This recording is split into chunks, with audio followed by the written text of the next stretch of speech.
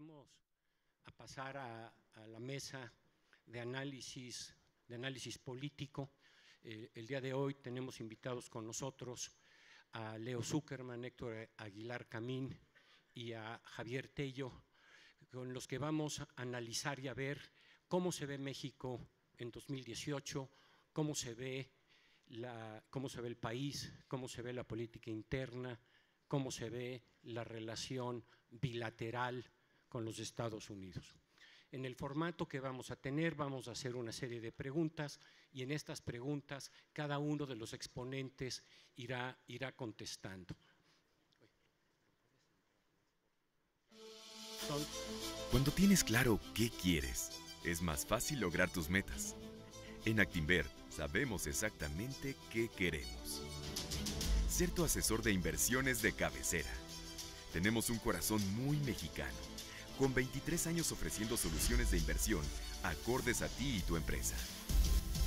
Estaremos contigo en todas tus estrategias de crecimiento patrimonial, metas financieras y objetivos de inversión hasta que se vuelvan realidad.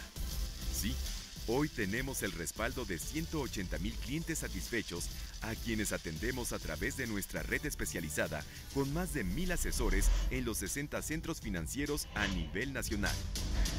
Somos la banca privada más grande de México, con una participación del 20% del mercado y el quinto lugar como banca de inversión. Administramos más de 150,000 millones de pesos en fondos. Somos líderes en colocaciones en la Bolsa Mexicana de Valores, así como en análisis bursátil y económico. Y sí, desarrollamos una serie de productos para ayudarte a alcanzar tus metas. Inversión, financiamiento, bienes y seguros, ingresos, retiro. Y para tu empresa, contamos con el área institucional de Mergers and Acquisitions. Actinver siempre estará al alcance de tu mano con nuestra banca digital y Actinver, inversión en línea Bursanet y nuestro call center para atenderte cuando lo necesites. Sabemos comprender tus necesidades y sobre todo diseñar justo la estrategia personalizada que requieres. Eso nos hace diferentes, porque amamos lo que hacemos. Orgullosamente, somos tu mejor opción en asesoría profesional de inversiones en el mercado. Actinver, acostúmbrate a ganar más.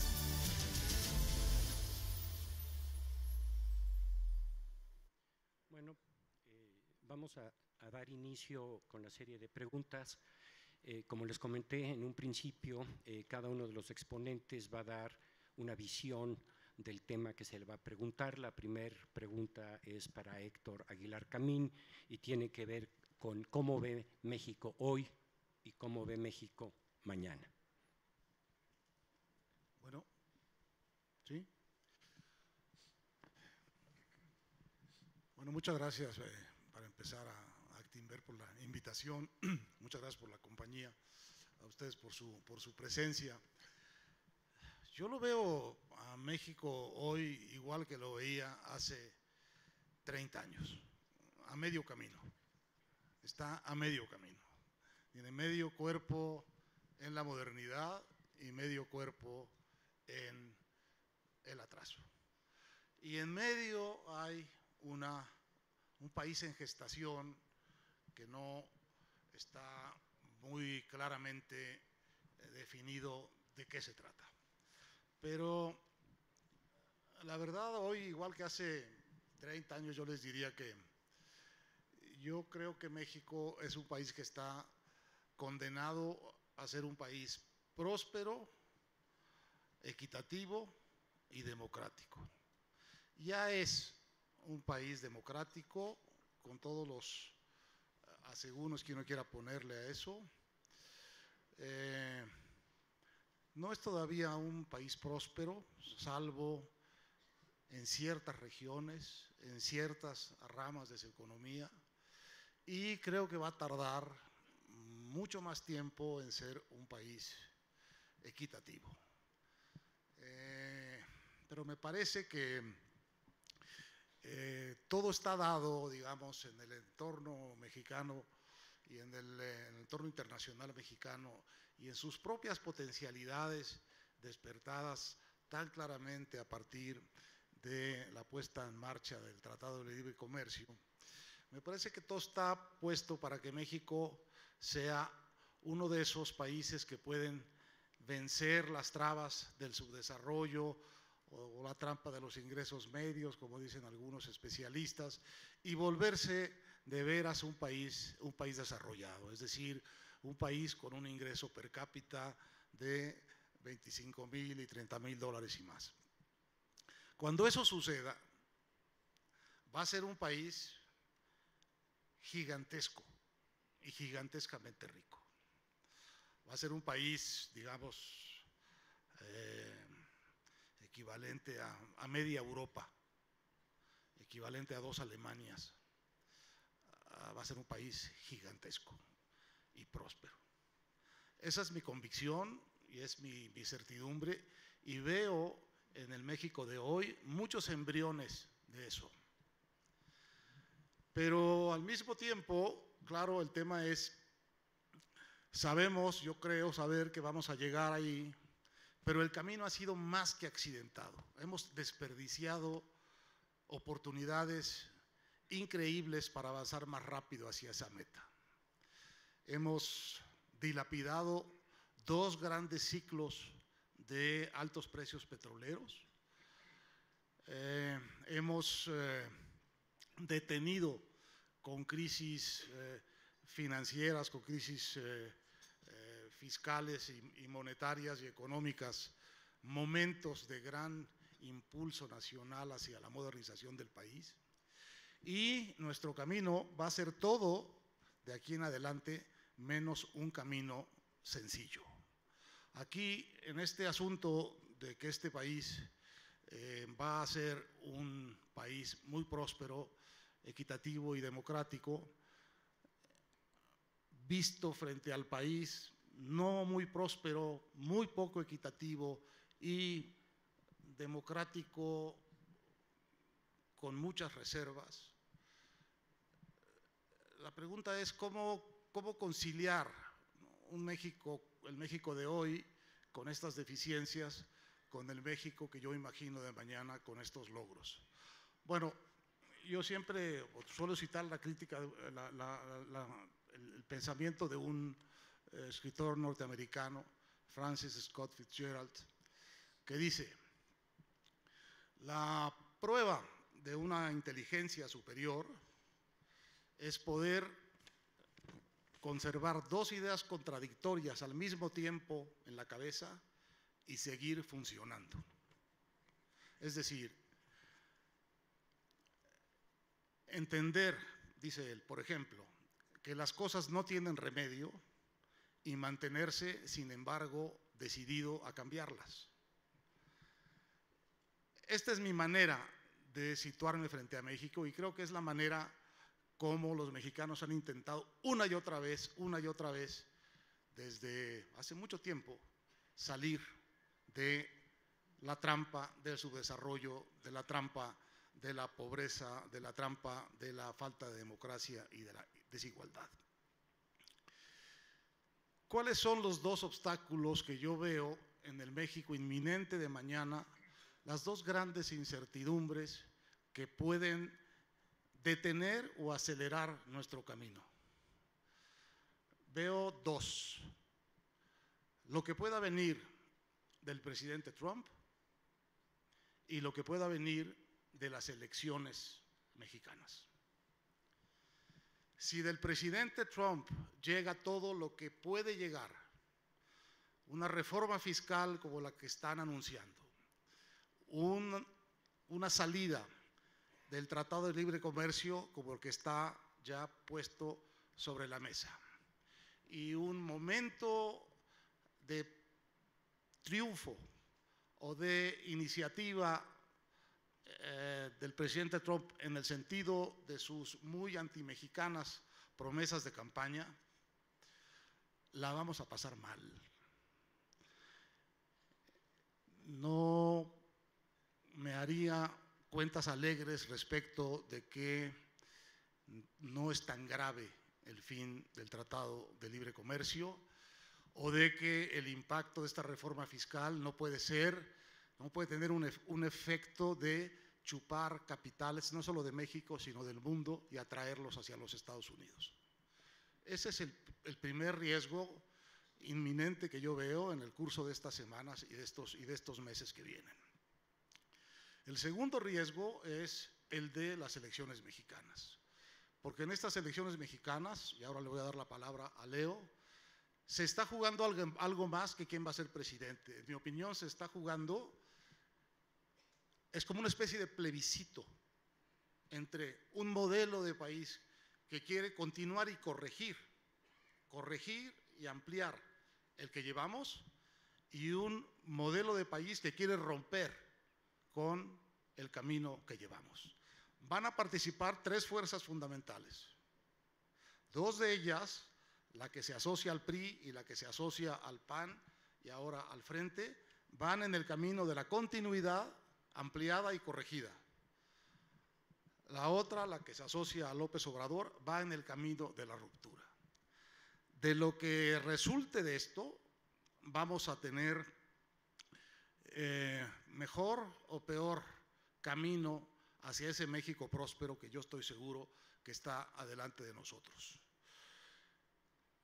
Si pasan las dos cosas malas que pueden pasar, si baja del presidente Trump todo lo que puede bajar negativo para México, y las elecciones son unas elecciones de ruptura, me parece que México puede tener la peor combinación de horizontes a partir del año 2018. Por el contrario, si hay un arreglo razonable del Tratado de Libre Comercio y hay algo que impida esta reforma fiscal del presidente Trump, y hay en México en México gana alguno de los candidatos de la continuidad, me parece que nuestro camino va a ser menos complicado.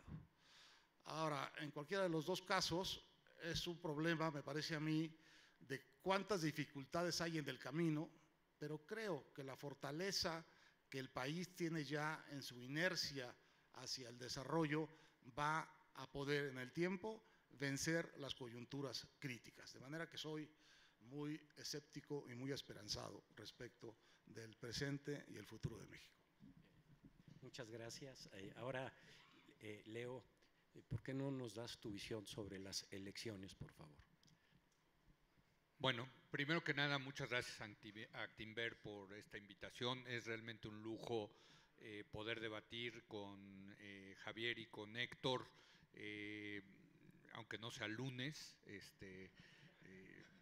Siempre será de verdad gozoso este ejercicio de estar con mis amigos Héctor y Javier. Yo, antes de entrar al tema de las elecciones, Héctor, junto con Jorge Castañeda, escribió en algún libro que México es un país que necesita un psicólogo. Me acuerdo que decías, Héctor, porque es un país que es del tamaño de una ballena, pero que se siente un ajolote, ¿no? Creo que se nos olvida a veces realmente el peso, la importancia que tiene México como país, y desde luego pues estamos entrando en este tema electoral rumbo al próximo 1 de julio, y yo comenzaría diciendo con lo que sí sabemos. ¿Qué sabemos de la elección? Y yo creo que lo que sabemos es cómo vamos a llegar al próximo 1 de julio. ¿Cuál va a ser el contexto en el que vamos a llegar los mexicanos a votar el próximo 1 de julio? Primero, vamos a llegar en el ambiente económico con mucha incertidumbre por el tema del Tratado de Libre Comercio de América del Norte. No va a estar resuelto, me parece, para el 1 de julio el tema del tratado. Hace poco vino al programa de televisión allí en Foro TV Ildefonso Guajardo, y lo que nos dijo fue pues que el gran resultado, el gran logro de la cuarta ronda de negociaciones del TLC había sido acordar que este partido se va a ir a extra innings, ¿no? O sea, que aparte de las 7 rondas acordadas, todo indica que nos vamos a ir a más rondas, ¿no? ¿Qué significa eso? Pues que va a continuar la incertidumbre de qué va a pasar con el tratado. No me quiero meter al tema ahorita del tratado y de Estados Unidos, sé que lo va a tocar ahorita a Javier, pero bueno, ¿qué vamos a llegar? Vamos a llegar en julio con la misma incertidumbre y volatilidad que tenemos al día de hoy por el tema de no saber qué va a pasar con este tratado, que para mí, y no sé si coincidirás, Héctor, el cambio más importante que ha tenido este país en las últimas décadas fue, Javier, también el tratado, ¿no? El tratado sí realmente fue un cambio de fondo, de proyecto de nación, me atrevería a utilizar ese concepto para decirlo. Entonces vamos a llegar con gran incertidumbre en el tema económico por el tema del tratado. Segundo, vamos a llegar con la violencia en su peor momento de los últimos 20 años.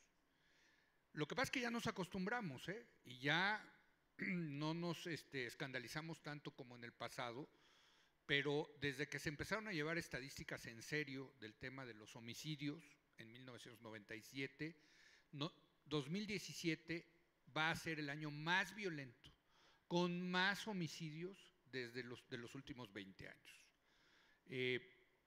Realmente, pues sí es un problema que este gobierno no ha logrado resolver. 2017 va a ser peor que 2011, que fue el peor año del presidente Calderón. Tenemos fenómenos diferentes y nuevos que el sexenio pasado, y les doy un dato de acuerdo a los expertos. Después del trasiego de drogas de México a Estados Unidos, de la exportación de drogas de México a Estados Unidos, que es el principal negocio del crimen organizado en México, porque pues, el crimen organizado es un negocio. Entonces, ahora sí que en su estado de resultados, el primer negocio que les produce más utilidades es las drogas a Estados Unidos. El segundo, según los expertos, ya es hoy en día el robo y la venta de combustibles, es decir, el huachicol, ¿no? Y eso ha generado mucha violencia en varias regiones del país porque se ha vuelto muy rentable este tema del huachicoleo. Entonces vamos a llegar con un tema indudablemente de inseguridad que hay que tomar en cuenta. Tercero, vamos a llegar con este tema de la corrupción que, hijo, qué vergüenza, qué vergüenza el tema de la corrupción. Yo y todos nosotros que tenemos que platicar con inversionistas extranjeros, a la hora de hablarles de vergüenza, digo de corrupción, nos da una vergüenza, bueno, es lo mismo casi, ¿no? Se nos cae la cara de pena.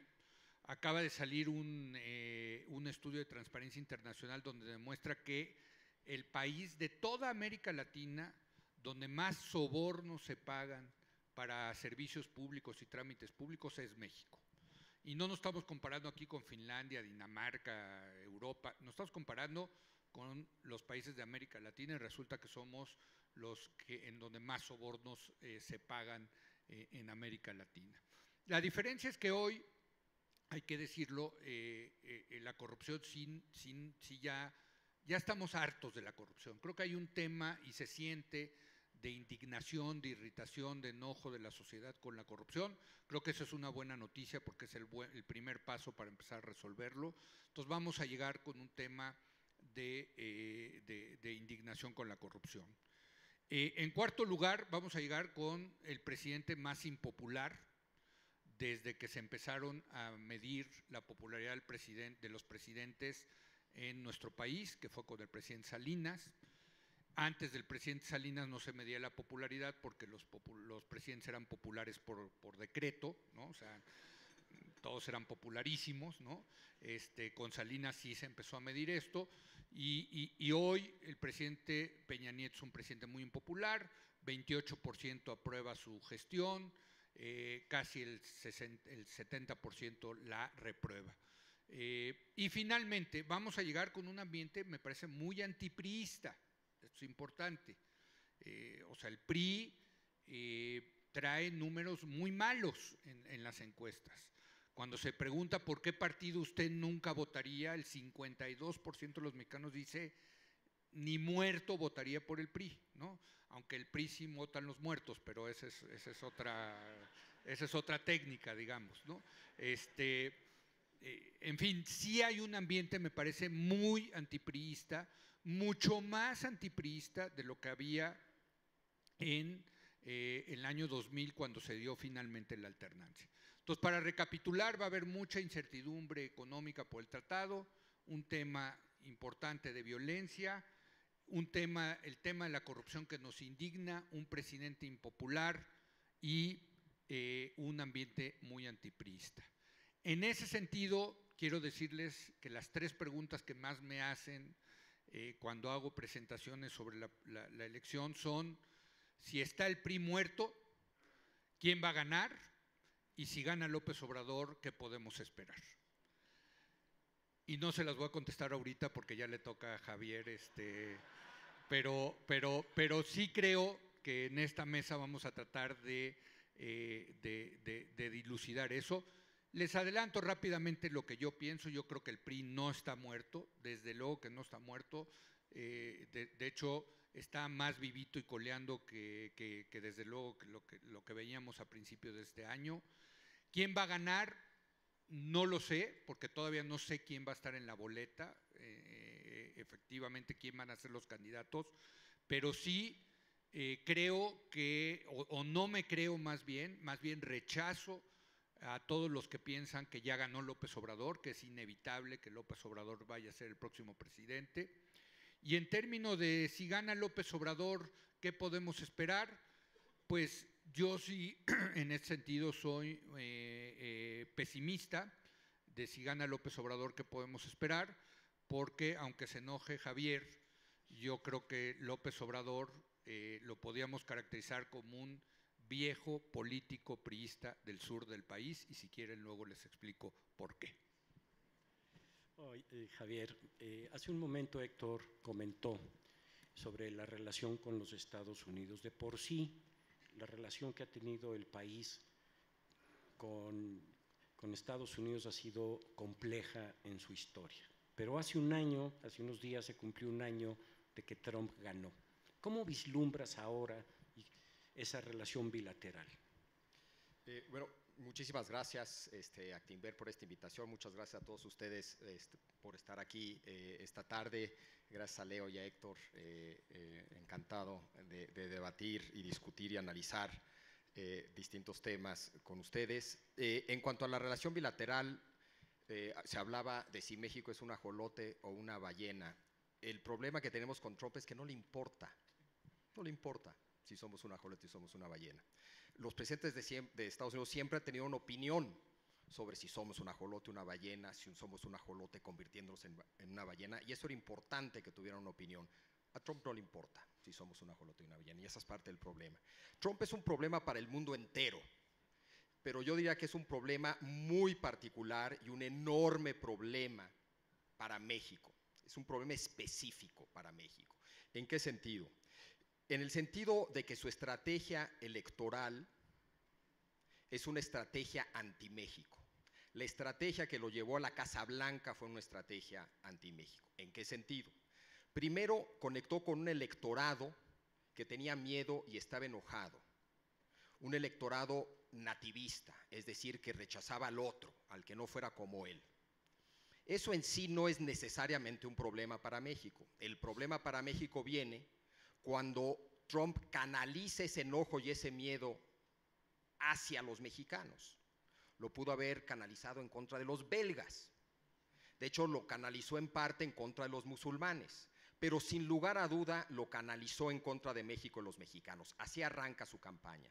Segunda razón, conectó con un electorado frustrado por razones económicas, por bajos ingresos, porque no ha visto los beneficios de la recuperación a partir de 2008, porque está a punto de perder su empleo, por lo que sea. Hay un importante segmento del electorado de Estados Unidos que estaba frustrado por razones económicas. porque ese es un problema específico para México, por la razón que Trump les dio a esas personas de por qué estaban las cosas como estaban. Culpó en general al libre comercio y en particular al Tratado de Libre Comercio. Tercero, Trump conectó con un electorado que está harto de Washington, de los partidos de siempre, de los políticos de siempre, del establishment de Washington. ¿Por qué es un problema específico para México? Porque México, desde el Tratado de Libre Comercio, le ha invertido muchísimo a ser amigos y aliados en ese pantano de Washington. Y de repente, esa gente, ya sean los Bushes o los Clinton, son declarados los enemigos de Estados Unidos, y ahí es donde tenemos nosotros a nuestros amigos. En ese sentido, nos tocó bailar con la parte más fea del electorado estadounidense. Y Trump ganó la elección gracias a ellos. Y por eso su agenda es una agenda anti-México. En la frontera el muro y endurecimiento en general, en lo comercial la renegociación con la amenaza de retiro, y en lo migratorio la detención y expulsión de migrantes. Si eso no fuera suficiente, además él representa en cierto sentido una bofetada a nuestro modelo de desarrollo, un poco del que hablaba Héctor, sobre el cual habrá un plebiscito en 2018. México, a partir de los 80s, hizo 3 grandes apuestas. Una primera apuesta fue a la globalización y a la apertura. Entramos al GATT, nos empezamos a abrir como economía. Una segunda apuesta fue en los 90s, le apostamos a una región, la región de América del Norte, firmamos el Tratado de Libre Comercio. Y una tercera apuesta fue una apuesta por la democracia liberal como el sistema político más adecuado para capturar los beneficios de las 2 apuestas previas. Estas apuestas se hicieron con convicción, son apuestas de largo plazo, se hicieron además bajo el supuesto de que eran compartidas por nuestros vecinos, y de repente llega a la Casa Blanca un presidente que no cree en la globalización y el libre comercio, que no cree en América del Norte o una América del Norte de la que México forma parte, y que podrá ser un demócrata pero no es un liberal. En ese sentido, de repente pasa lo impensable y tenemos un perfil de presidente de Estados Unidos que es lo opuesto al modelo que escogimos hace 30 años y que nos costó mucho trabajo escoger, y no tenemos alternativa, no tenemos alternativa. Creo que en ese sentido el impacto de Trump, más allá de temas específicos como el Tratado de Libre Comercio, es gigantesco. Es un trancazo enorme, enorme. Yo diría que desde los 30s, desde finales de los 30s, México y Estados Unidos, en estos últimos casi 100 años, han dado más pasos para adelante que para atrás. Siempre ha habido problemas, siempre ha habido momentos de gran tensión, ha habido momentos en los que hemos dado pasos para atrás, pero en general, y si cada uno de ustedes piensa en su propia vida, creo yo que llegaría a la conclusión que en general juntos hemos dado más pasos para adelante que para atrás. Yo creo que por primera vez en casi 100 años vamos a dar más pasos para atrás que para adelante. En el mejor de los casos nos quedaremos parados, pero quedarse parados en una relación bilateral tan importante es retroceder. En ese sentido creo que nos va a ir muy mal. Y en una de esas esto dura más de 4 años. ¿Por qué? Porque no queda claro si Trump es una especie de burbuja o es un anuncio del resurgimiento de un nacionalismo cultural y económico en Estados Unidos que ahí se quedará aunque Trump se vaya. Si eso sucede, caray, estamos en problemas. En ese sentido, creo que rumbo a 2018, un tema más para añadir a la lista, Leo habló de la incertidumbre económica relacionada al Tratado de Libre Comercio. Yo lo ampliaría un poco y diría que por primera vez en la historia, por lo menos en la historia de los últimos 100 años, la política exterior en general y la relación bilateral en particular será un tema. Creo que ya no será posible para que ningún candidato diga las típicas cosas que siempre dicen en cuanto a política exterior en su campaña. Vamos a mejorar las relaciones con África, Europa, Oceanía, Estados Unidos, América Latina, el Caribe y Marte. Ya no va a ser posible quedarse en eso. Van a tener que tener posturas un poquito más detalladas sobre qué piensan hacer si Estados Unidos se sale del tratado, cuál sería la respuesta de México si empieza a haber expulsiones masivas, qué van a hacer si de repente efectivamente el muro lo empiezan a ampliar, no es construir, es ampliar, etcétera, etcétera, etcétera. Y dada la importancia de esa relación bilateral, será inevitable que tenga que repensar el rol de México en el mundo. Me queda claro que esta agenda Trump en 2018 es menos importante que la de la corrupción, que la de modelos de desarrollo, pero creo que ahí estará y pesará mucho más de lo que ha pasado en el pasado. En ese sentido, creo que la relación bilateral no solamente está pasando por momentos complicados, sino yo creo que estos momentos se van a quedar por lo menos mientras esté Trump, y en una de esas más que los 4 años o 8 años en los que esté Trump en la Casa Blanca.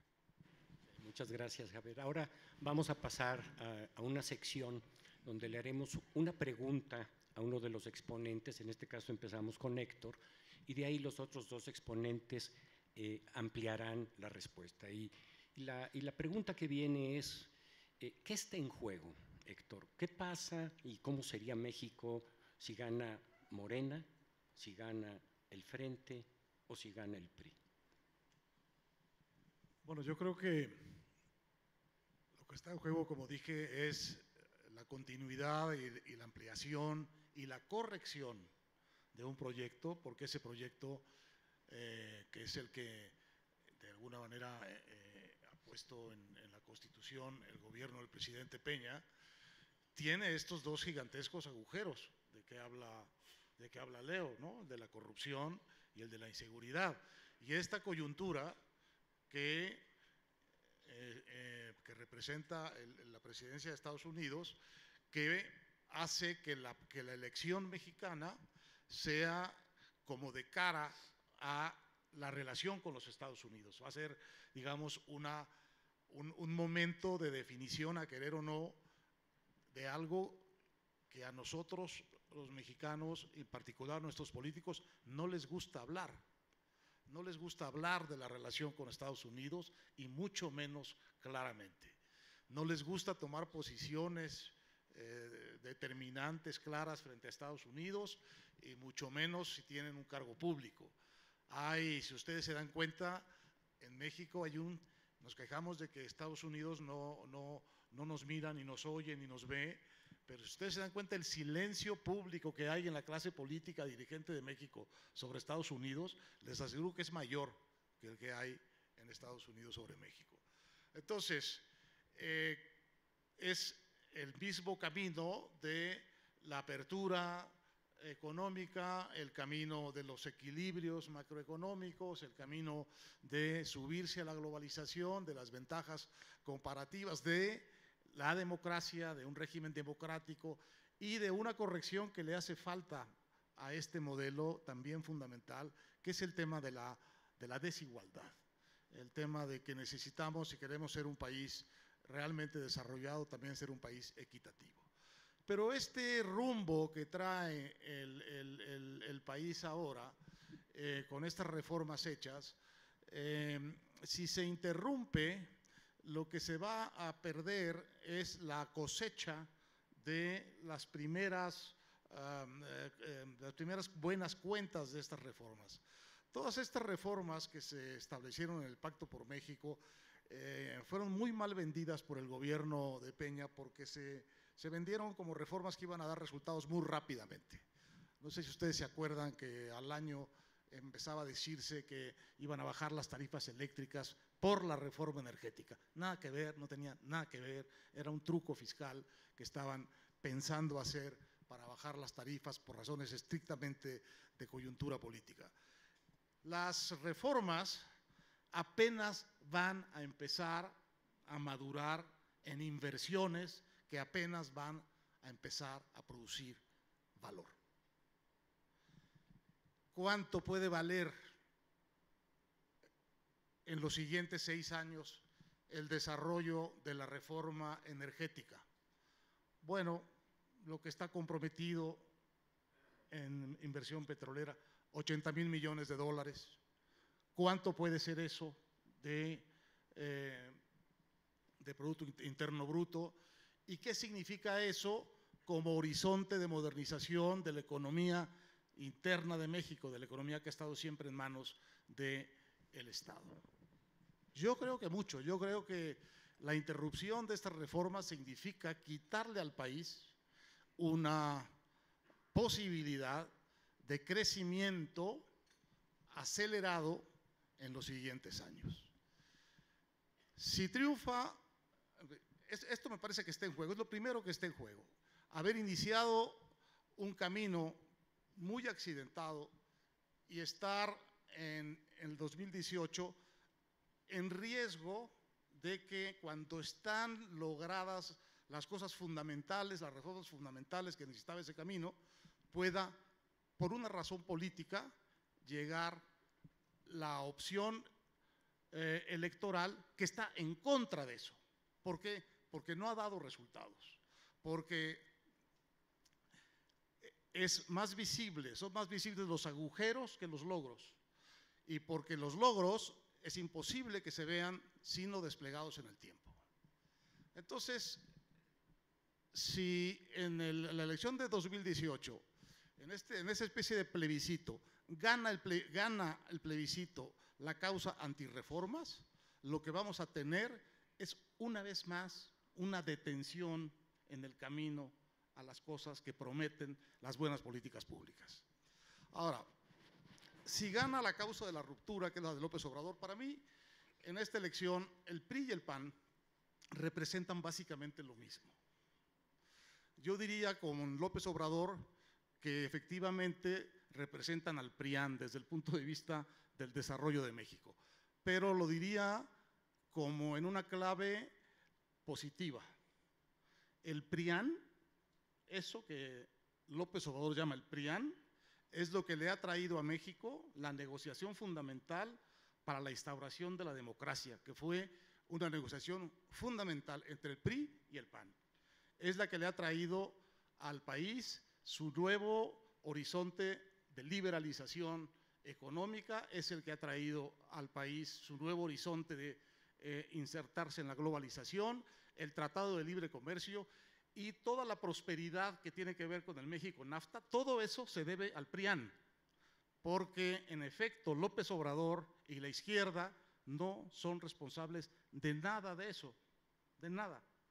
Es el PRIAN el que ha hecho estas cosas. También es el PRIAN el responsable de los agujeros de que habla Leo y de la increíble baja calidad de sus gobiernos. Pero visto, digamos, en términos históricos, el modelo de modernización de México actual es consecuencia de la negociación política en distintos momentos del PRI con el PAN. Si ganara la apuesta de la ruptura, ¿qué tendríamos? Hay quien dice que tendríamos en México una especie de intento de Venezuela y que esto sería un presidente que trataría de repetir la historia de Chávez. Yo creo que eso es imposible. Y es imposible por una razón numérica que ustedes van a entender. Hugo Chávez pudo hacer lo que hizo porque en una elección, creo que del año 2003 o 2004, la oposición de Venezuela no fue a las elecciones y se quedó con el 100% del Congreso. Y desde ahí es que empezó a cambiar las leyes que lo hicieron el dictador que fue, el dictador democrático. Todo su proceso fue impecablemente democrático, como acaba de ser el de Maduro, en el sentido de que se lo aprobó el Congreso una y otra y otra y otra. López Obrador, si ganara, ganaría, como decimos, por el 30, por el 32% de los votos, y tendría en el Congreso la oposición del 70% restante. Francamente no me imagino ni al PRI, ni al PAN, ni a ningún otro partido retirándose del Congreso para que López Obrador haga su voluntad. Me imagino más bien lo que hemos visto todo este tiempo, que la oposición mayoritaria en el Congreso bloquea, detiene, contiene, debilita la acción del Ejecutivo Federal. ¿Qué entonces es lo que va a traer López Obrador si gana? Va a traer básicamente unos años de crispación política inmovilidad histérica, lucha constante por imponer unas cosas que no puede imponer, mucha verbalización agresiva, mucha polarización en las conversaciones, en la vida diaria y fundamentalmente un horizonte muy contraproducente de inmovilidad.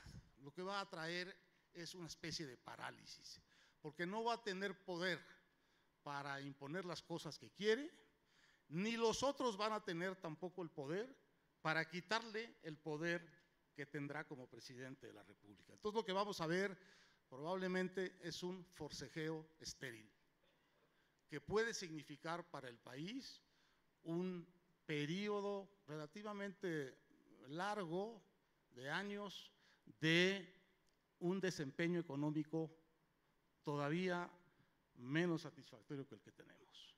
No me imagino a Hugo Chávez, me imagino más bien a un gobierno con resultados económicos cercanos a cero crecimiento. Bueno, aprovecho esta pregunta y la respuesta que ha dado Héctor para contestarles por qué creo que López Obrador es un viejo priista del sur del país, y con eso provoco a Javier, que siempre será una delicia provocar a Javier para que tenga que defender a López Obrador. A ver, coincido con Héctor que el tema de las reformas, o sea, este país se ha embarcado en una serie de reformas muy importantes desde el sexenio de Miguel de la Madrid, también lo mencionó Javier, y si uno lee el libro de López Obrador, y yo lo he leído pues por cuestión de chamba, no por experiencia literaria, créanme que no es un libro así fantástico que digamos, pero pues bueno, uno tiene que leer y creo que, a ver, ¿qué quiere López Obrador? Oigan, pues vamos y leamos a ver qué dice López Obrador, ¿no? El libro se llama La Salida y es una narrativa interesante porque López Obrador dice que este país, y lo dice literalmente, se empezó a joder desde que llegó de la Madrid al poder, ¿no? Y empezó a implementar lo que él llama el modelo neoliberal, lo que otros consideramos como las reformas orientadas hacia el mercado, en fin. Y hace un recuento, hay que decirlo, bastante eficaz en su narrativa de todo lo malo que ha significado ese modelo neoliberal. Y uno no puede más que coincidir con esa narrativa. Nada más se le olvida una cosa: narrar lo bueno de esas reformas, ¿no? Y lo bueno de esas reformas, permítanme hacerles la pregunta a ustedes. Piensen ustedes ahora en sus papás cuando tenían su edad, la edad que tienen ahorita, y por favor levanten la mano todos aquellos que piensen que viven mejor que sus papás. Bueno, creo que podemos decir que más de la mayoría, ¿no? ¿O no, Javier? ¿Quieres que voto por voto, Javier? A ver, repito la pregunta: ¿quién cree que vive mejor que sus papás a la edad que tenían ustedes cuando sus papás? ¿Ya? Bueno, a ver, algo bueno ha pasado en este país, ¿no? Desde luego habrá otros que no pensarán así, pero bueno, algo bueno. No, eso no lo toma en cuenta López Obrador y en su narrativa, y lo que me parece es la segunda parte del libro, es muy reveladora de lo que quiere López Obrador, y por eso digo que es un viejo priista del sur del país.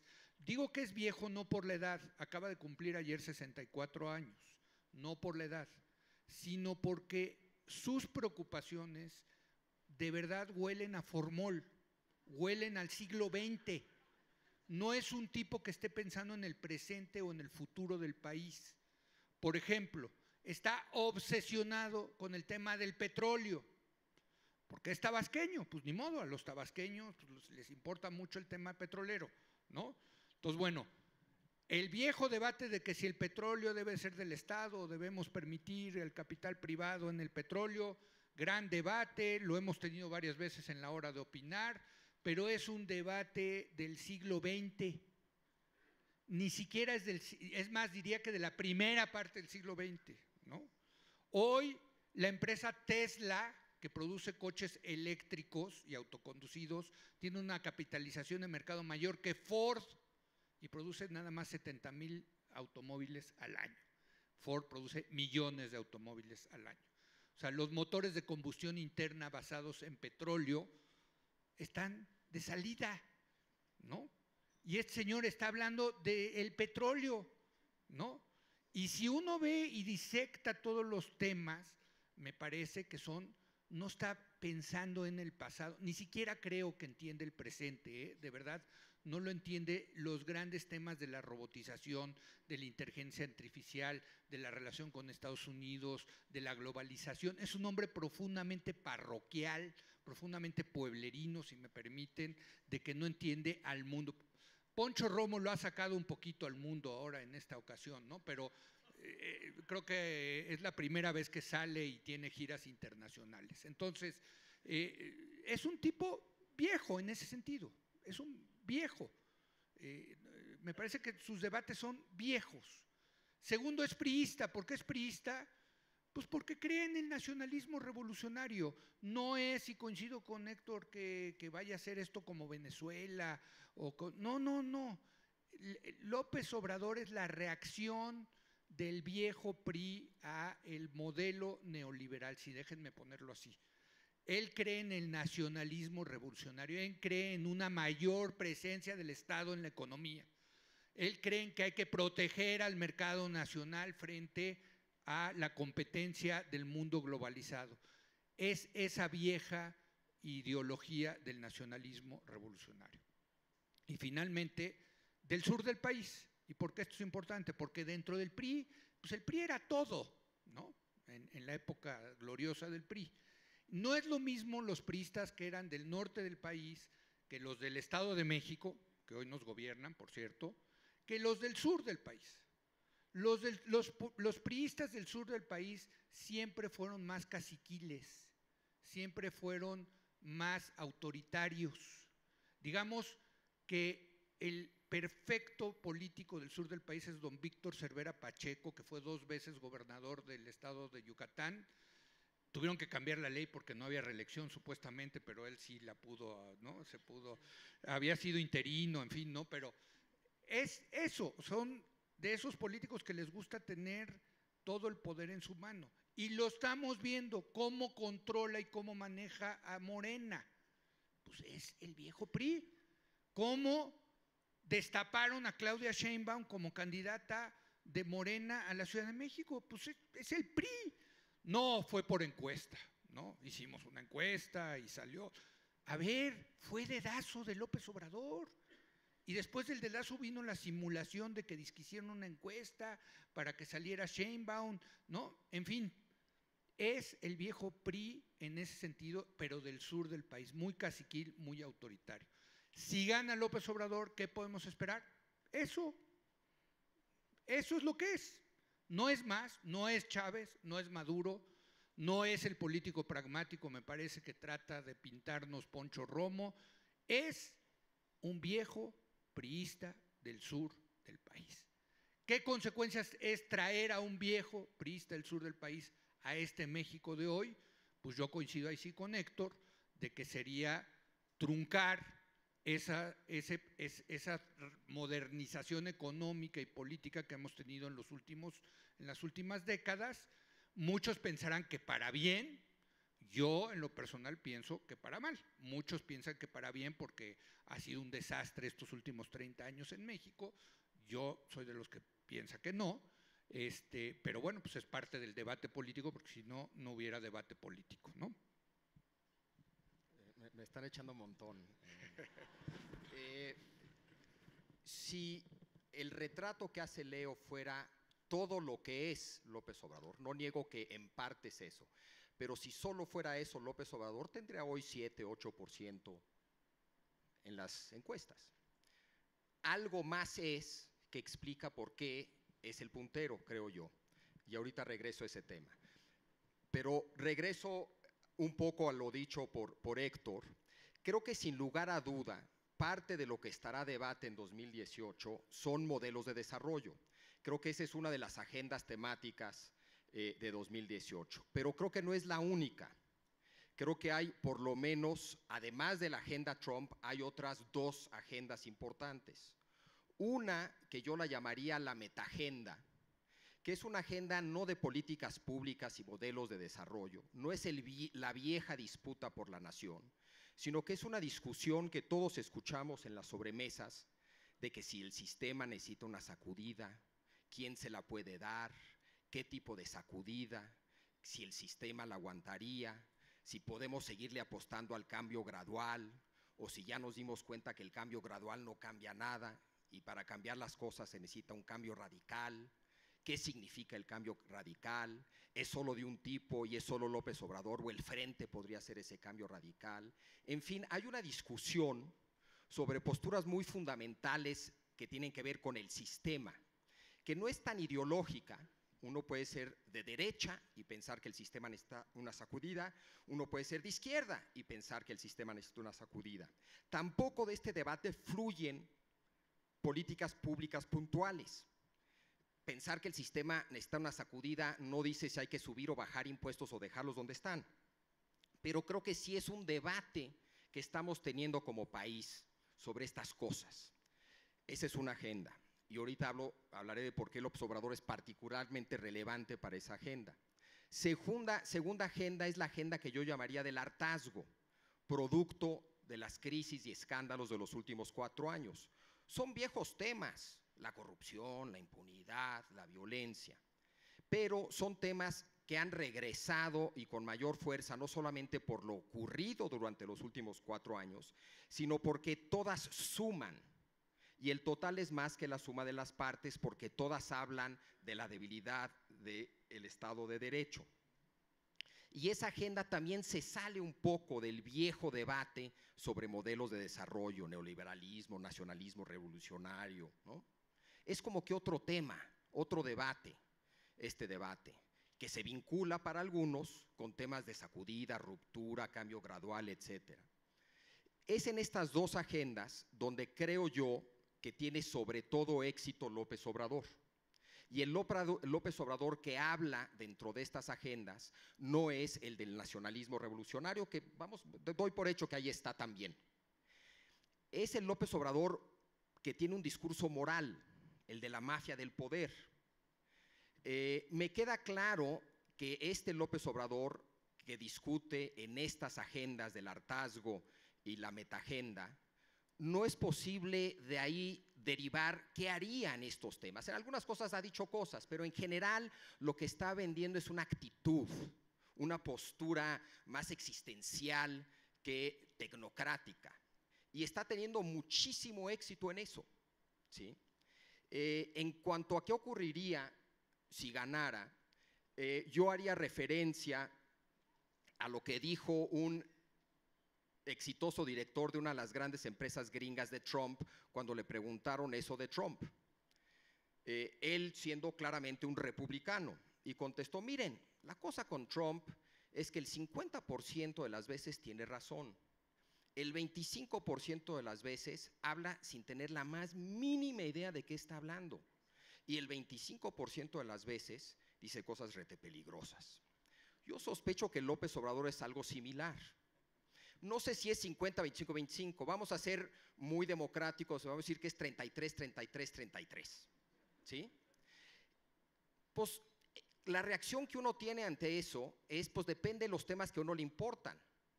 Si lo que a uno le importa es el 33% donde dice cosas que tiene razón, pues igual uno vota por él.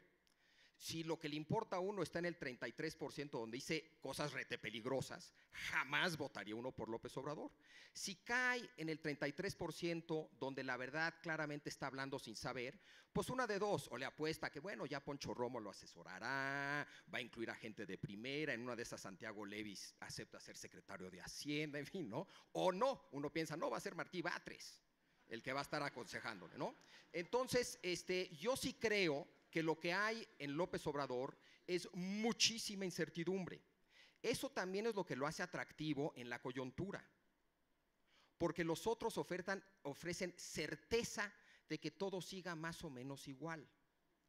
Y a diferencia de 2012, 2006 y de otras elecciones, aquí sí hay un ambiente por el tema, yo diría, de la metagenda, es decir, de posturas sobre el sistema, muy fundamentales, y por la agenda del hartazgo, sí hay una actitud allá afuera de algo tiene que pasar. Y Margarita Zavala no parece ofrecer ningún cambio en ninguna dirección, ni realmente tampoco mide. En fin, precisamente lo que asusta de López Obrador a muchos es precisamente lo que lo hace atractivo para muchos. Para muchos, incluso gente que en 2006 lo hubiera rechazado, ¿no? Pero ahora dice, híjole, en una de esas, pues nos aguantamos 6 años malos, pero le dará una sacudida al sistema porque lo necesita. En fin, yo sí creo que opera en 2 niveles López Obrador. Opera en un nivel de política pública, donde hay muchas de sus propuestas que son no solamente cuestionables, sino son locuras, y lo reconozco, y opera en otro nivel, que es un nivel, no sé cómo describirlo, más emocional, más intuitivo, que conecta con algo que está pasando allá afuera, etcétera, etcétera, y que ofrece esperanza, aunque no hay nada concreto ahí, ¿eh? Igual efectivamente terminamos en un desastre, ¿no? Pero hay la sensación, creo yo, allá afuera, entre mucha gente, de arriesgar algo con tal de que algo pase. Porque la sensación es que si no es él, con los otros todo seguiría igual. Aclaro que ya no tanto con el Frente, el Frente de repente surge como una posibilidad también de algún tipo de cambio distinto a lo que ha venido ocurriendo los últimos 30 años. Pero ahí me detengo, seguro regresaremos a estos temas.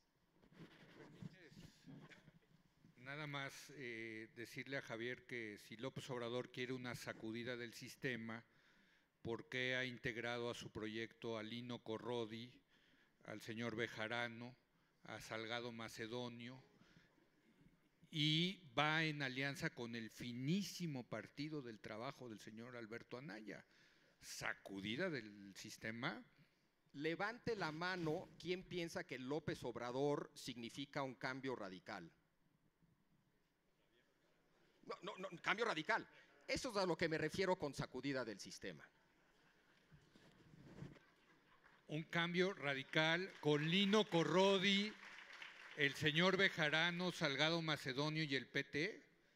Bueno, pues en fin. Quisiera, en seguimiento de lo que plantea Javier, porque está hablando de una cosa que es fundamental en estas elecciones, lo hemos hablado mucho, que es el tema de las emociones negativas que tiene una sociedad, o de las emociones en contra de algo que tiene una sociedad. Y eso es mucho, en un contexto completamente distinto, el camino de Trump. No los estoy comparando, salvo en esto.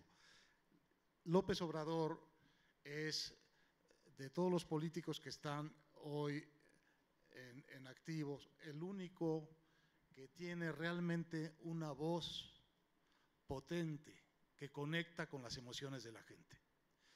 Y la tiene porque es un político, y quiero que lo añadan a la consideración y a la explicación de por qué va adelante en las encuestas, es un político mexicano único. No es, puede tener esas características que dice Leo, pero su figura tiene poco que ver con el político mexicano tradicional o rutinario. El político mexicano es del tamaño de su puesto, normalmente un poquito menos, a veces por momentos un poquito más, y cuando se va el puesto desaparece el político mexicano. Bueno, López Obrador no. López Obrador es un político de intemperie. Los políticos mexicanos son políticos de aparato, son políticos de gabinete, políticos de tribunas controladas, políticos de muy malos discursos. La oratoria de la política mexicana es de una bajísima calidad emocional, no conecta con nadie. López Obrador no. López Obrador, en su oratoria tartamuda y titubeante, tiene un poder extraordinario de conectar con las emociones y con esa sensibilidad, ¿cómo dijiste? ¿Supra o meta? Esa metasensibilidad que es el ánimo en que está la sociedad, el ánimo en que está el país. Y es por eso que, independientemente de los argumentos que podamos hacer sobre las simplezas peligrosas o absurdas que se propone hacer, porque sí se las propone hacer, puede ganar esta elección. La otra ventaja enorme que tiene y que ha tenido es que está solo en el escenario. Los otros no han aparecido. La cosa va a cambiar mucho cuando aparezcan los otros, mucho. No importa quiénes sean, va a cambiar muchísimo. Veamos un poco hacia los otros escenarios, veamos hacia el PRI. Bueno, el PRI va a llegar como el PAN a esta contienda con una primera obligación, yo creo que tú lo dices muy bien, que es separarse de la idea de que es pura continuidad. Lo que tienen que traer es una continuidad con una propuesta de cambio muy potente, por lo menos en los dos aspectos que mencionó Leo al principio. Tienen que ser candidatos con una propuesta muy fuerte contra la corrupción, una propuesta muy fuerte contra la inseguridad y una nueva dimensión que tú pusiste muy bien al principio, que es una nueva dimensión del debate público en México y del debate electoral en México, que es Estados Unidos y en particular el presidente Trump. Porque el presidente Trump también está en las emociones de los mexicanos y es muy aprovechable, en el sentido de que su popularidad en México es peor que la de Peña Nieto. No la de Estados Unidos. Trump no ha despertado el antigringuismo mexicano. Trump ha sembrado un antitrumpismo espectacular. Ese candidato tiene que ser de la continuidad, pero para cambiar lo que está heredando, porque nadie puede pensar que va a ganar esta elección diciendo voy a hacer lo mismo que Peña. Digo, yo creo que nadie puede pensar eso. Eso es en el caso del PRI. Y el caso del PRI, pues tiene ahí sus candidatos que están todos de alguna manera ofreciéndole a Peña una continuidad de su proyecto y todos por ser probados todavía como candidatos. Son 3 candidatos improvisados. Los 3 que yo creo que pueden ser hasta este momento, Aurelio Nuño, José Narro y Meade, son 3 candidatos improvisados. De manera que no sabemos qué va a salir de ahí, pero probablemente va a salir improvisación e inexperiencia. Lo mismo podemos decir del lado del PAN y del Frente. Es la primera vez que están tratando de hacer un frente así. Digamos, está por verse si logran realmente ofrecer un candidato o candidatos convincentes para la presidencia, para la Ciudad de México y luego para el resto de la elección. Y podemos estar seguros de que quien gane, cualquiera de los candidatos que gane, yo creo que va a ser, si se logra el frente, el candidato va a ser Ricardo Anaya, sería un candidato también totalmente improvisado como candidato, digamos, de una elección presidencial. Cosa que López Obrador no, lleva 3, esta es su tercera. Entonces, hay mucha desventaja en el lado, digamos, del PRIAN, por seguirlo diciendo sin ánimo peyorativo, pero hay también mucha frescura y puede haber mucha novedad y puede haber una claridad programática mucho mayor y una y un entendimiento más cabal de esto que decía Leo, que es muy importante también desde el punto de vista, por cierto, de las emociones del electorado, es en qué país, en qué año, de qué país están viviendo los candidatos. López Obrador tiene fechado el año de su utopía retrospectiva. No me lo van a creer, pero es el año de 1982. Y ahí está en el libro. Del año 82 en adelante empezó la decadencia nacional. Uno diría, ¿quieres regresar al 82 entonces? ¿Cómo a qué parte del 82? ¿Cómo a qué mes del 82? Esta sintonía que puede haber en los candidatos del PRI, y pienso fundamentalmente en Nuño y en Mid, y en los candidatos del Frente, pienso fundamentalmente en Anaya, con su tiempo, con la edad de su generación, con la generación anterior y la que sigue, con la realidad internacional de México, la realidad de la relación de México con Estados Unidos, puede ser una enorme reserva de discurso y de persuasión para el electorado mexicano. Sobre todo si tenemos en cuenta, tú tendrás las cifras, tú las tienes, cuál es la cantidad de votantes jóvenes menores de 25 años que van a entrar a esta elección. Creo que son 15 millones, una cosa así, o sea, sí es considerable. Entonces, la pregunta es, ¿quién le habla a esos votantes nuevos? ¿Quién le habla a los votantes que quieren seguir adelante con correcciones? ¿Y de qué manera van a ser efectivos o no los discursos de estos candidatos? No lo sabemos porque es la hora en que no están puestos. Sabemos que en lo fundamental van a tomar lo que están recibiendo, pero no sabemos cuál es, digamos, el horizonte hacia el cual van a lanzar eso. Yo no me imagino a ninguno de ellos diciendo yo quiero ser el candidato de la repetición. Es una división que yo hice aquí como para entendernos de que este plebiscito es ¿seguimos por el camino o tomamos otro camino? Y ese seguir por el camino no quiere decir que es exactamente el mismo, porque si no haces correcciones en ese camino, pues el camino tampoco va a servir. Es decir, tú no puedes pensar en un país que se desarrolle con estos abismos de inseguridad, de corrupción y con esta, digámoslo de una vez, con esta indefensión incluso conceptual respecto de lo que pasa en Estados Unidos y la manera como nosotros tenemos como país que situarnos frente a lo que nos está diciendo Trump. Lo que nos está diciendo en muchos sentidos es, no has hecho tu trabajo, no me conoces, no me sabes tratar y ya no me importas. Bueno, no puedes seguir diciendo, esto lo arreglamos acá entre nosotros con el Congreso y con la prensa y con el presidente de Estados Unidos y con su yerno. No se puede.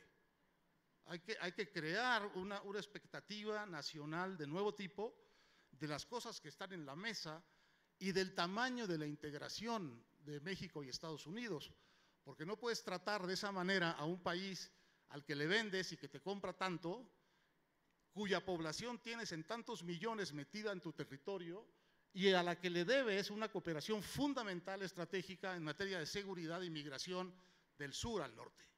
Bueno, esa realidad que ahí está y que nadie ha conceptualizado políticamente, que nadie ha vuelto un discurso político de afirmación nacional, no estoy diciendo de nacionalismo, sino de afirmación de los intereses nacionales frente a la amenaza de Trump, es algo que está por construirse en este año. Puede ser algo de lo más fértil y de lo más interesante camino a la elección del 18. Y para este horizonte del que estoy hablando, Andrés Manuel no tiene discurso. Lo más que ha acertado decir es, nos vamos a reunir con el presidente Trump y lo vamos a convencer. Sí, efectivamente. Es literal. Sí, sí, sí. Sí, yo no dudo que, a ver, yo no estoy negando que Andrés Manuel es un político excepcional en el sentido de que hay mucha gente que lo sigue y que lo sigue apoyando sin lugar a dudas. Y, bueno, pues ¿por qué? Porque es un político, a ver, el viejo tema de Aristóteles que decía que los peligros de la democracia era la demagogia. pues es un demagogo, López Obrador. Tú aquí lo has dicho, ahorita lo pusiste muy bien, Héctor, en el sentido de que, a ver, ¿qué yo espero de los próximos candidatos a la presidencia? Que me hablen de qué va a pasar con Estados Unidos, de qué va a pasar con la corrupción y de cómo vamos a resolver el tema de la inseguridad. Vamos a tomar estas tres agendas. ¿Cuáles son las propuestas de López Obrador? Con Trump, ya lo dijiste tú, lo vamos a serenar y va a entrar en razón. Ahora resulta que López Obrador va a hacer entrar en razón a Trump. Yo quiero ver cómo le hace, ¿no? O sea, aparte de un demagogo a otro demagogo, por cierto, ¿no? O sea, a lo mejor sí lo hace entrar en razón en ese sentido, ¿no? Bueno, esa es la gran propuesta de López Obrador en la relación con México y Estados Unidos. En el tema de la corrupción, yo soy honesto. Y entonces el hecho de que vaya a haber un presidente honesto se va a trasminar a todo el gobierno y por lo tanto vamos a tener un gobierno honesto, pero no solamente eso, fíjense qué maravilla, gracias a ese gobierno honesto va a haber ahorros de 500,000 millones de pesos y por eso esos ahorros vamos a poder gastar más y por eso no vamos a subir los impuestos, ¿no? Esa es la propuesta de López Obrador. ¿Está en el libro o no, Héctor? ¿Me equivoco? ¿Estoy exagerando? Dice eso. Mi gran propuesta es que yo soy honesto. Claro, yo estoy seguro, a ver, ayuda a tener un presidente honesto. Yo creo que Felipe Calderón fue un presidente honesto. ¿Se terminó la corrupción en el gobierno de Felipe Calderón? Pues claro que no. Ayuda a tener un presidente honesto. Y vaya que lo sabemos este sexenio, ¿no? Que ayuda a tener un presidente honesto, ¿no? Pero esa es su gran propuesta. Yo soy honesto. Tercero, en el tema de la inseguridad. Tiene una propuesta interesante, hay que decirlo, de sacar a las Fuerzas Armadas, algo que hemos discutido mucho en el programa, sacar a las Fuerzas Armadas de las calles, con un problemita que, bueno, sacas a las Fuerzas Armadas y entonces ¿quién se queda en las calles, ¿no? A patrullar en algunos estados donde no hay policías que sean confiables, ¿no? Y la otra gran propuesta es que, ahí la parte que a lo mejor nos puedes comentar tú de la felicidad y de que vamos a ser un pueblo solidario y un pueblo fraternal y va a llegar y que tenemos que ser todos felices y unidos y que hay que repartir la riqueza, cosa que está bien, hay que repartir la riqueza. Sí, está difícil repartir la riqueza si no se suben los impuestos. A mí hay algo que me encanta, como neoliberal que soy, de la propuesta de López Obrador, siempre se le he dicho a Javier, que es neoliberal en los impuestos, no quiere subir los impuestos. Es la única izquierda del mundo que habla de no subir impuestos. Pues maravilloso, imagínate subir impuestos y haber un estado de bienestar. Perdón, demagogia, es demagogia. Ahí están las propuestas, lean el libro. Entonces sí, claro que conecta, como conecta Trump con simplicidades, con frasecitas. El problema, por ejemplo, para Trump, el problema de que se hayan perdido empleos en Estados Unidos y haya bajado el ingreso, no es por el tema de la robotización, es por el tema de los malditos mexicanos. Se fueron los trabajos a México y a China, ¿no? No porque se ha robotizado la mayoría de las manufacturas en Estados Unidos. Bueno, pues eso pega, claro que pega. Lo decía Aristóteles. Claro, la demagogia es una de las enfermedades de la democracia. ¿Qué es López Obrador? Es un demagogo, perdóname, Javier, o dime, su programa de gobierno es muy sofisticado, que digamos, en términos de políticas públicas. Yo no creo que la palabra correcta, otra vez, esto es independiente de si uno está a favor o en contra de López Obrador. Yo no creo que la palabra correcta para describir a López Obrador sea demagogia, que sea un demagogo, es un populista y es un populista de izquierda. El populismo es una ideología light, es decir, por sí sola no ofrece un programa de gobierno, por eso el populismo siempre va de la mano de una ideología secundaria, puede ser de derecha, de izquierda, puede ser un nacionalismo, incluso puede ser neoliberal. Fujimori fue un populista neoliberal. Entonces López Obrador es un populista, y es un populista, vamos a decir, de izquierda. Si quieren un populista nacionalista revolucionario, no me importa. Pero lo que tú te refieres a demagogia, yo lo describiría como populista. Es decir, hay un maniqueísmo, y eso a mí no me gusta, es decir, todo populista divide el mundo, su país, entre buenos y malos, en este caso el pueblo puro, la mafia del poder corrupto y mala. En el caso del Frente parecería que también su estrategia será una relativamente populista, con ciudadanos puros, partidos y partidocracia mala, ¿no? Entonces hay un maniqueísmo de López Obrador que no es nada atractivo. Yo creo que efectivamente tiene posturas equivocadas, simplistas, etcétera. Pero lo que yo sí creo es que es un error tener esta discusión solamente en el terreno de la tecnocracia, ¿sí? Yo no creo que el debate está ahí y solo ahí. No significa que no sea importante, no significa que yo no quiera, y sobre todo yo, por ser como soy, es en lo que más me voy a fijar. Pero por más que es en lo que yo más me voy a fijar, yo sí creo que el debate es más amplio que un debate tecnocrático, ¿sí? Es más, yo diría que parte de los problemas que están teniendo todas las democracias de Occidente, todas, Estados Unidos, Francia, Inglaterra, Alemania, España, es que durante 2, 3 décadas el debate fue tecnocrático y solo tecnocrático, que generó una enorme brecha entre representantes y representados, que fue acompañada de una enorme arrogancia de estamos haciendo lo correcto para el país y aquel que no le guste es tonto y no entiende, ¿no? O está siendo engañado por un demagogo, etcétera, etcétera. Es decir, la tecnocracia se parece en ese sentido mucho al populismo, en ser muy maniqueo, una visión de la solución correcta y todo lo demás es falso. No hay necesidad de debate. Lo mismo con el populista, hay buenos y malos, yo sé quiénes son los buenos, yo sé cuáles son las soluciones correctas, no hay necesidad de debate, se parecen mucho. En ese sentido yo sí creo que el solamente, y no es que no se deba de hacer, yo estoy de acuerdo contigo, Leo, que muchas de las propuestas específicas de López Obrador son o equivocadas o peligrosas o lo que tú quieras, pero yo sí creo que el debate político es muchísimo más amplio que eso.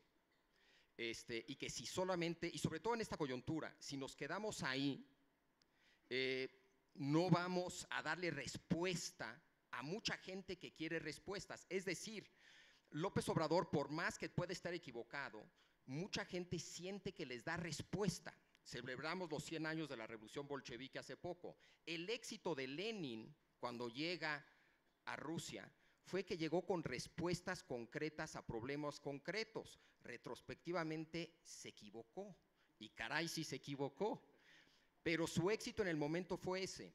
Es decir, López Obrador, mucha gente creo yo, siente que está dando respuestas a problemas concretos. El que él diga, el hecho de que yo sea honesto y que va a haber un presidente honesto es clave, yo creo que le da respuesta a mucha gente que piensa en el problema de la corrupción como un problema de voluntad política. Déjame dar ese matiz más sofisticadón a la respuesta de López Obrador. Lo que él está diciendo es que en buena medida el problema de la corrupción en México no es un problema de las leyes, tenemos muy buenas leyes, el problema es que no ha habido una voluntad política para implementarlas, para asegurar que ocurra lo que tiene que ocurrir, etcétera, etcétera. Es decir, su discurso es simplista, pero creo que detrás de ese discurso simplista hay la posibilidad de elaborar algo más complejo. Entonces opera en esos dos niveles. Un cuate más tecnocrático lo escucha y ve esa respuesta un poquito más compleja. Es parte de su éxito. Y mucha gente se queda tal vez en ese nivel muy simplista, pero también ve una respuesta a un problema. Por eso yo insisto en que es muy importante, esté uno de acuerdo con él o no, en entenderlo bien, entender por qué está teniendo éxito, por qué está conectando, quién es exactamente, cómo opera. Ese es, digamos, creo que el pleito que tenemos, más que si es incorrecto que alguien sea de izquierda y no quiera subir impuestos, ahí estoy de acuerdo. Pero creo que el pleito que tenemos es en nuestra interpretación más general de López Obrador, más que sobre políticas públicas específicas de López Obrador. Pero hablemos del Frente o de cómo el Bronco va a ser independiente y va a ganar. Bueno, ahora cambiando de tema, si nos remontáramos a 2006 y viéramos todo lo que pasó entre el PAN, que ganó la presidencia, y el PRD, y de repente nos metiéramos en un túnel del tiempo y apareciéramos hoy, nos encontráramos con el Frente, incluyendo Movimiento Ciudadano, creo que habría que entender muchísimas cosas, las que han pasado en estos 12 años. ¿Le ves tú viabilidad o le ven ustedes realmente viabilidad al Frente? Yo creo que hay un hueco gigantesco allá afuera a llenar, resultado del desprestigio de los partidos. Y hoy por hoy yo diría que ese hueco lo están tratando se está tratando de llenar de tres maneras distintas. El Macron mexicano, que cada vez se ve como una posibilidad más remota. López Obrador está tratando de llenar ese hueco. Y creo que ahora el Frente. Hay dos estrategias para el Frente. Una que yo llamaría la priista, que es una alianza electorera oportunista de sumar votos, sumarle a un grandote los votos de unos chiquitos. Esa es la estrategia priista, ¿no? Creo que esa no emociona mucho a mucha gente, pero igual es suficiente para ganar 2018. Creo que hay otra estrategia que yo la llamaría, por ser provocador, antisistémica. El Frente como algo genuinamente distinto. Si se acuerdan, después de la elección del Estado de México, salieron Barrales y Anaya a anunciar una posible alianza PAN-PRD. Todo el mundo se atacó de risa, los pocos que les prestaron atención. Se atacaron de risa, se burlaron, jajaja, duró un día en el periódico y desapareció. Bueno, reapareció la noticia ya no como una alianza PAN-PRD, sino como un frente. Frente amplio, frente opositor, frente ahora ciudadano. La reacción fue radicalmente distinta. ¿Por qué? Porque yo sí creo que hay la esperanza en muchos de que genuinamente sea algo distinto a la estrategia priista de al grandote del grupo, en este caso el PAN, sumarle el pedacito del PRD y el pedacito de Movimiento Ciudadano, una mera estrategia oportunista electorera. ¿Cuál es la esperanza aquí? Yo creo que tiene que ver con varias cosas. Primero, con la idea de que la mezcla en sí produzca una reacción química y transforme a los partidos de siempre en algo distinto. Y creo que tiene que ver sobre todo con dos ideas, con la idea del centro radical. Se juntan centro derecha y centro izquierda y la propuesta debería de ser una propuesta del centro radical, idea que tuvo su éxito en Europa en los 90s, pero que en México nunca se ha intentado, y creo que esa debería de ser su estrategia, la del centro radical. Le quitan parte del discurso radical a López Obrador en un contexto donde ese discurso funciona, le quitan algo de lo antisistémico a López Obrador donde creo que eso es necesario, ¿sí? Y la otra idea que tienen que vender es la idea de que el cambio gradual puede seguir siendo un cambio real. Leo hablaba de lo mucho que ha cambiado México para bien, Héctor hablaba de la continuidad de un modelo. Precisamente de lo que tienen que convencer a la gente es de que el cambio gradual puede seguir teniendo contenido, ¿sí? Y el tercer elemento es esta idea ciudadana, que puede tener muchas connotaciones, pero la idea aquí es la idea de conectar con la ciudadanía. La queja allá afuera es que los partidos, la partidocracia, los políticos de siempre han perdido contacto con los problemas de allá afuera, con la ciudadanía.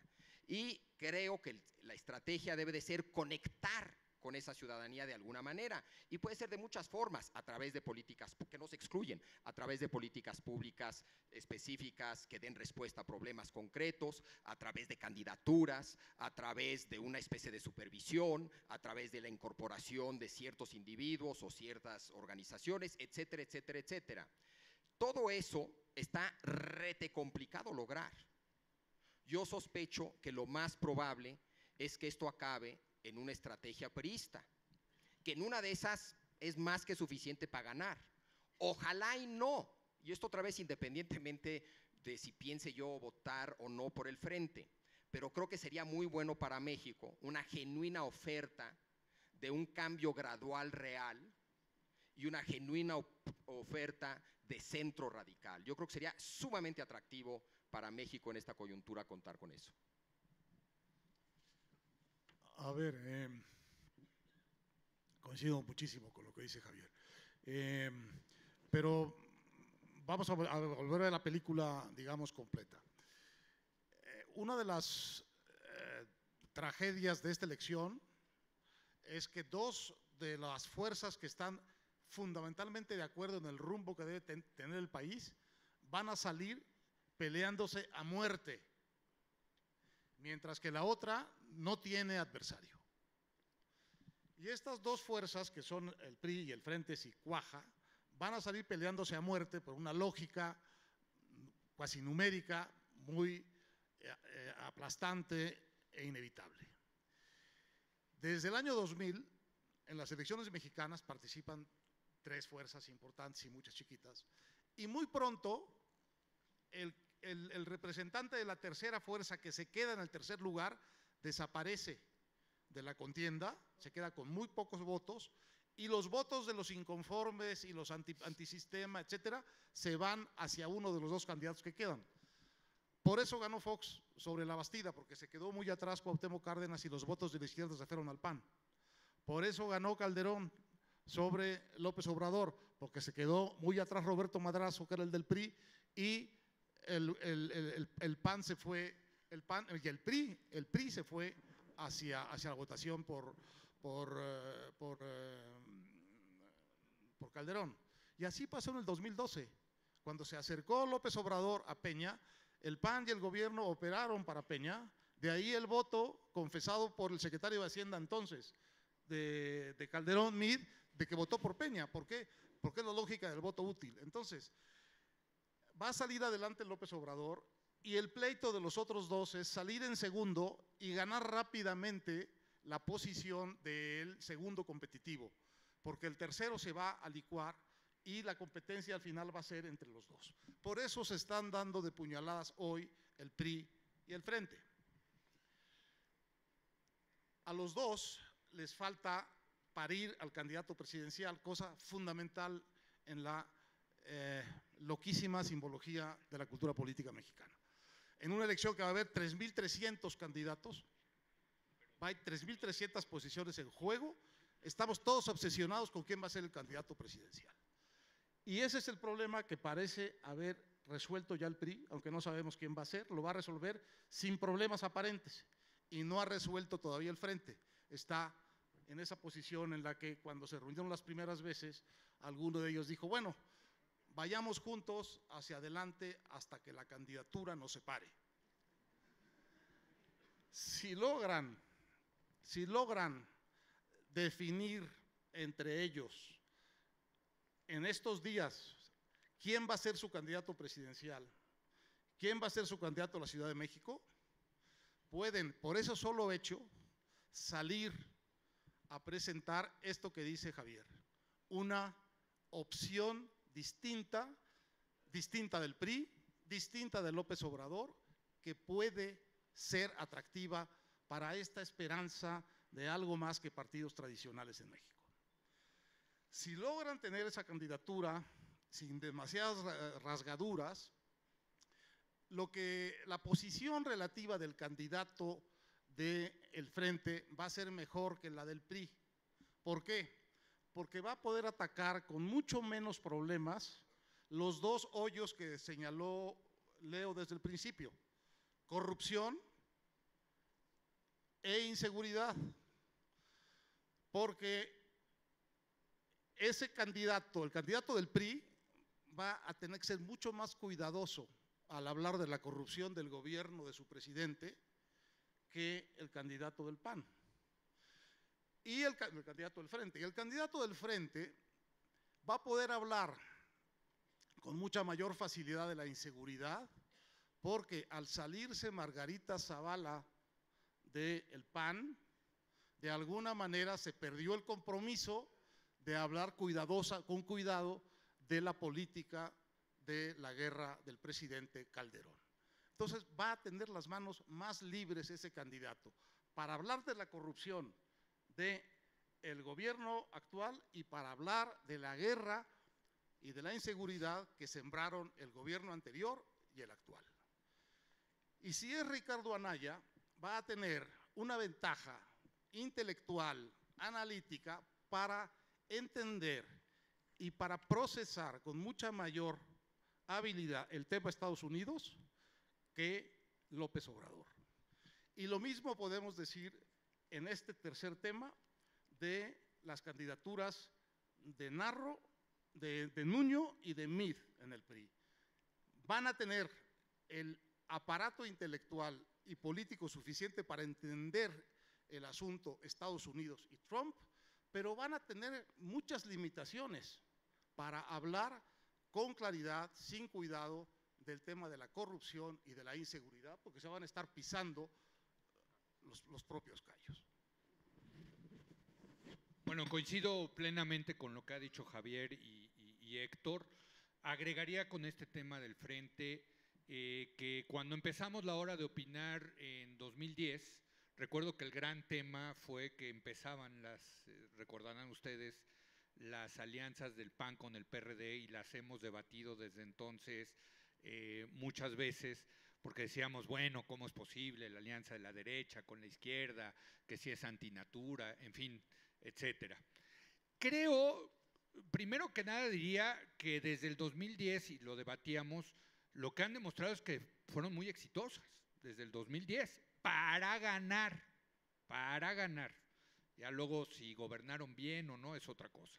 Pero para ganar demostraron ser bastante eficaces. Y yo agregaría otro tema que sí es diferente al 2010 o ahora en el 2017 rumbo al 2018, que es el tema de Morena. Morena no existía en ese momento.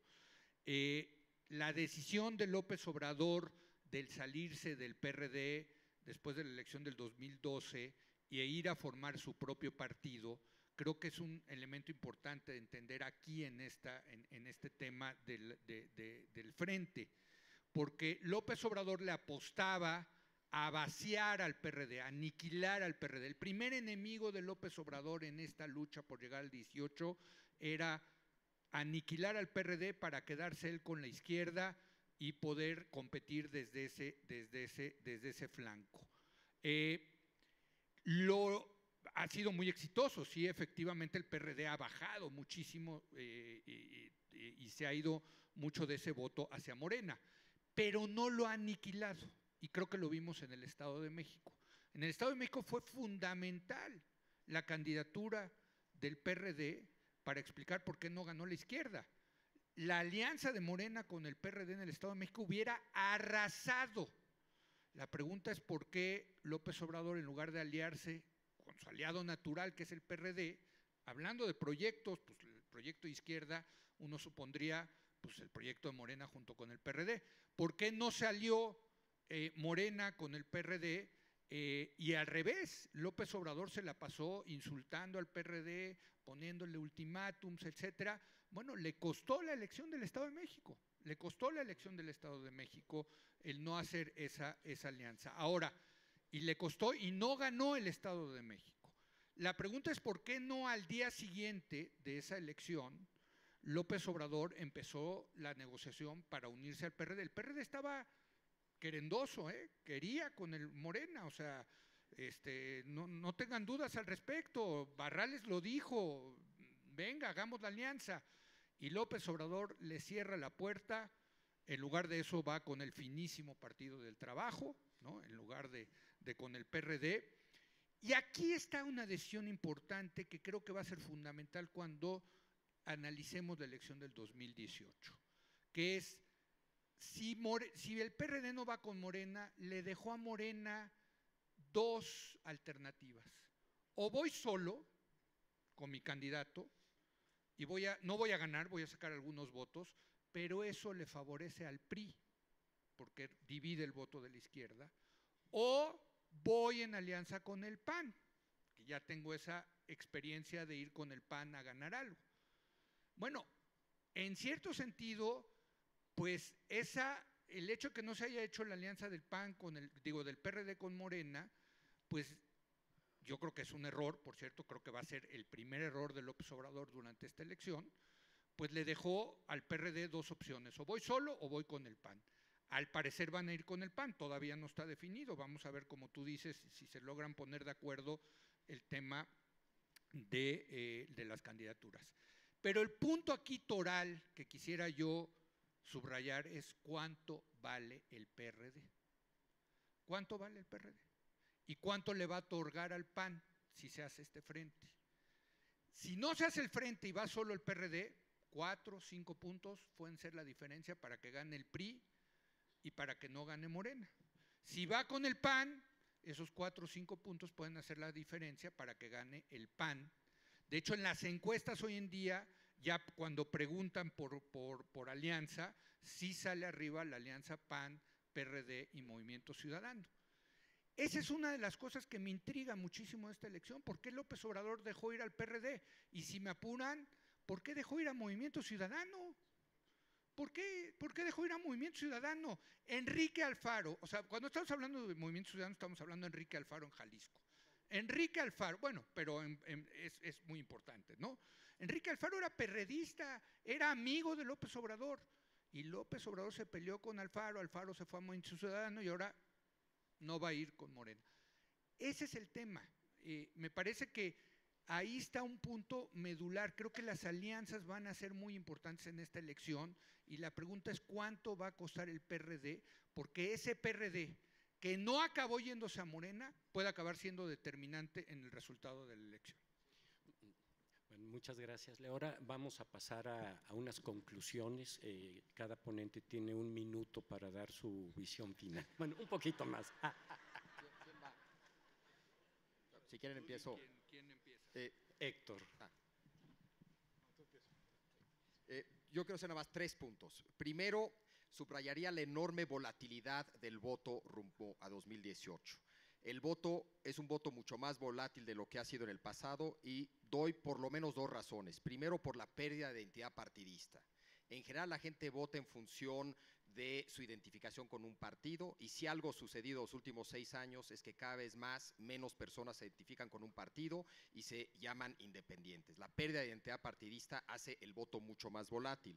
Además, creo que por las razones que han surgido a lo largo de esta última hora y media, el voto va a ser mucho más emocional que racional. En ese sentido, creo que la volatilidad del voto es enorme y la elección en ese sentido es muy difícil de predecir. Segundo, creo que lo que importa no es tanto la oferta populista, es decir, López Obrador y tal vez el Frente, sino la demanda por el populismo.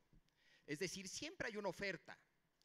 El Frente Nacional en Francia siempre estaba ahí. Lo interesante es explicar por qué pasa de 2% a 35%. ¿Por qué en Estados Unidos de repente gana Trump? Eso tiene que ver no con la oferta populista, sino que con lo que está allá afuera, que es una demanda populista. Eso para mí es clave en esta elección. Y tercero, no hay que olvidar el contexto global.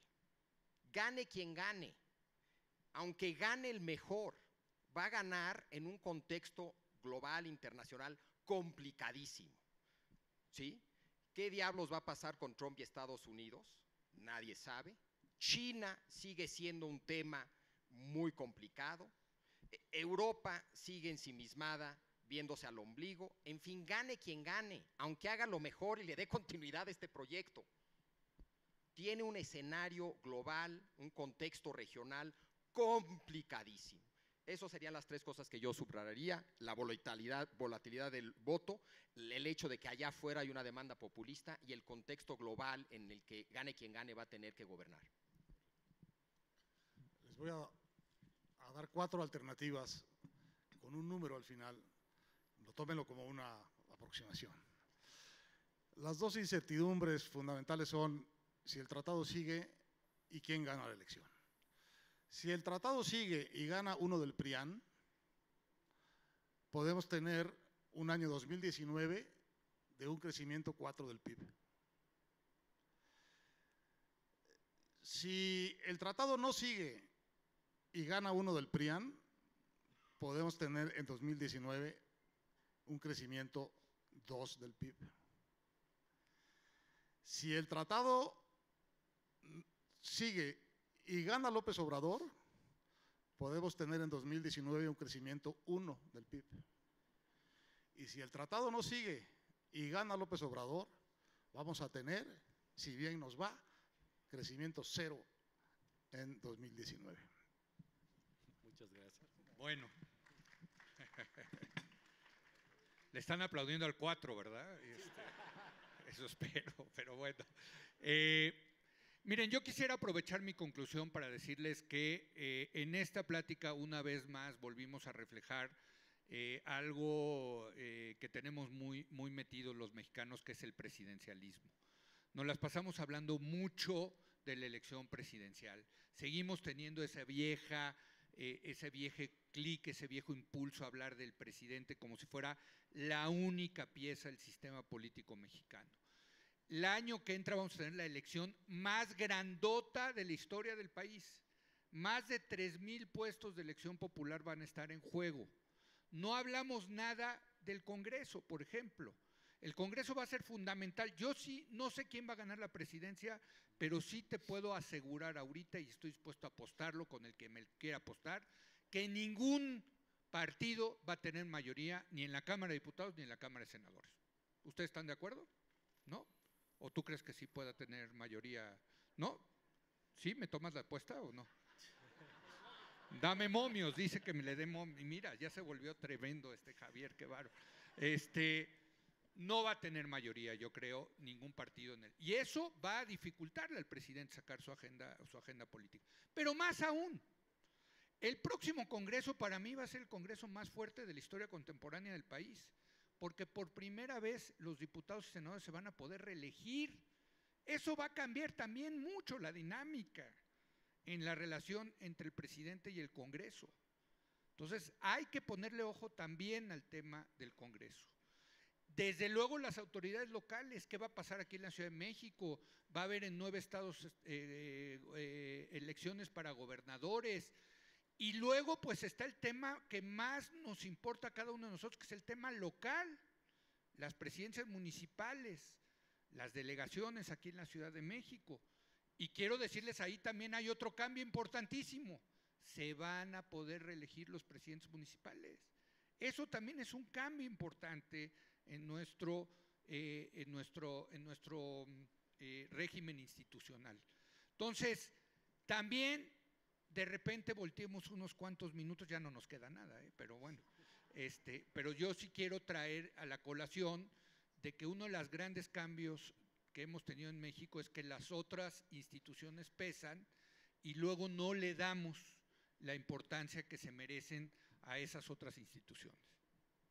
Pues muchísimas gracias, Héctor, Javier, Leo, por esta plática y esta charla tan agradable sobre México y sus perspectivas. Muchísimas gracias.